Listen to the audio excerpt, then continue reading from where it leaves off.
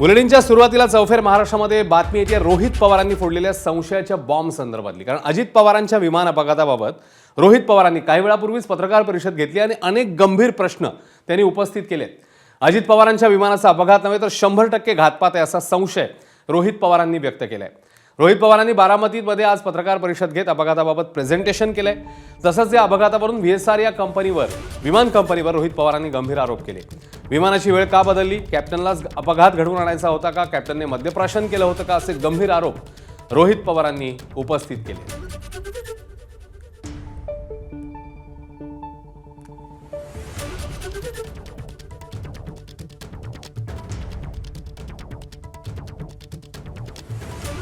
तर काही वेळापूर्वीच एक पत्रकार परिषद घेत रोहित पवारांकडून अनेक शंका, अनेक मुद्दे उपस्थित करण्यात आलेले आहेत, ज्याच्यामध्ये अर्थातच पायलट, त्यासोबतच विमान कंपनी या सगळ्याबद्दल काही मुद्दे त्यांनी उपस्थित केले।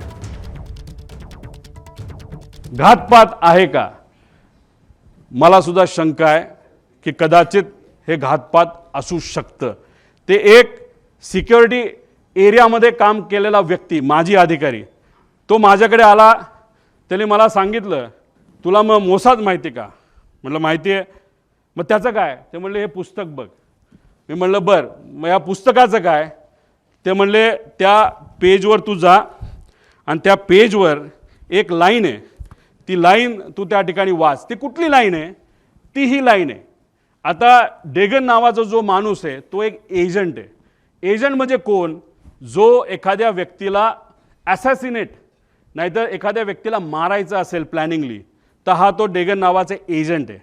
त्याचं सगळ्यात उत्कृष्ट पद्धत मारायची काय असते त्या डेगन नावाच्या पुस्तकात दिलेलं आहे की sometimes it's most effective to kill the driver and that's that. त्याचा अर्थ की एखाद्या व्यक्तीला आपल्याला जर मारायचं असेल तर सगळ्यात सोपा मार्ग कुठला असेल तर त्या व्यक्तीचा जो चालक आहे त्याला जर आपण मारलं तर विषय संपला। आता गाडीत असेल तर ड्रायव्हर, मोटरसायकलला असेल तर रायडर आणि विमानात असेल तर पायलट, असं म्हणायला काय हरकत आहे? तर या अपघातासंदर्भात रोहित पवारांनी काय काय प्रश्न उपस्थित केलेत ते बघूया। ऐनवेळी विमानाचा पायलट का बदलला?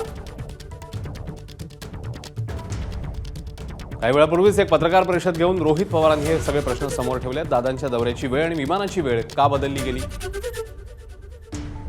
पायलटला विमान अपघात घडवून आणायचाच होता का? दृश्यमानता नसतानाही विमानाचं लँडिंग का केलं?